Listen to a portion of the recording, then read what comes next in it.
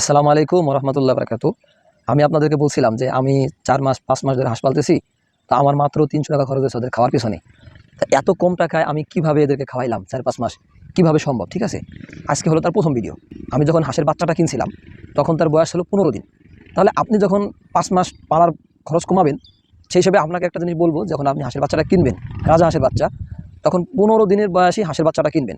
আমি তাকে প্রথম 3 দিন, আপনিও তো 4 দিন বা 5 দিন, এর বেশি নেবেন না।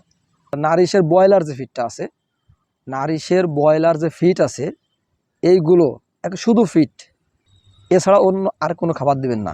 কোনো বাচ্চা ছোটো থাকবে, বলবেন যে 0 সাইজের বাচ্চা, ছোটো সাইজের বাচ্চার জন্য যে ফিডটা আছে, হ্যাঁ, একেবারে গুঁড়া গুঁড়া, ওই গুঁড়োটা কিনবেন। সকাল থেকে সন্ধ্যা ও মানে এমনভাবে খাওয়াবেন, ফজরের পর থেকে নিয়ে মাগরিব পর্যন্ত। এর মাঝখানে, এর সামনে থেকে কোনোভাবেই কোনো খাবার যেন শেষ না হয়। এভাবে করে আপনি 5 দিন খাওয়াবেন। তাহলে আপনার হাঁসের বয়স হয়ে গেল 20 দিন।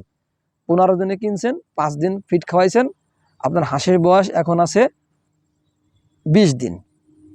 তাইলে আপনার 5 মাসের থেকে 20 দিন চলে গেল। আপনি এইভাবে করবেন, ঠিক আছে? এরপরে দ্বিতীয় ভিডিওতে আপনাকে পরের কয়দিন কী খাওয়াবেন, তারপরে কয়দিন কী খাওয়াবেন, 5 মাসের হিসাব আমি পুরো দেবো ইনশাল্লাহ।